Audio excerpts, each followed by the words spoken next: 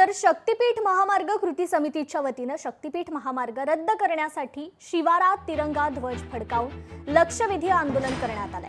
राजू शेट्टी यांच्या नेतृत्वात हातकणंगले तालुक्यातील साजणी आणि शिरोळ तालुक्यातील नीमशिरगाव इथे हे आंदोलन करण्यात आलं। तिरंगा आमच्या वावरात, शक्तीपीठ नको आमच्या शिवारात ही टॅगलाईन घेत हे आंदोलन करण्यात आले। ज्या जमिनीतून शक्तीपीठ महामार्ग जाणार आहे त्या ठिकाणी शेतकऱ्यांनी एकत्र येत राज्य सरकारच्या भूमिकेविरोधात जोरदार घोषणाबाजी करत तिरंगा ध्वज फडकावला गेलाय।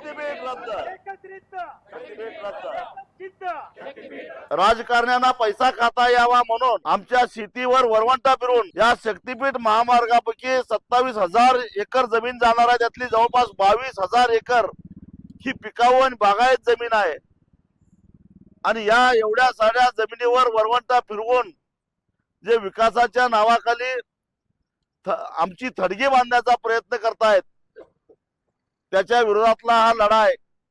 खऱ्या अर्थानं ही दुसऱ्या स्वातंत्र्याची लढाई आहे असं म्हटलं तर वावगं ठरणार नाही आणि म्हणून या तिरंगाच्या साक्षीनं आम्ही निर्धार करतो की आमच्या शरीरामध्ये शेवटचा रक्ताचा थेंब असेपर्यंत आम्ही आमची जमीन या चोरांना देणार नाही, हाच आमचा आजचा निर्धार आहे। लोकशाही मराठी ऐका, पहा, जागरूक रहा।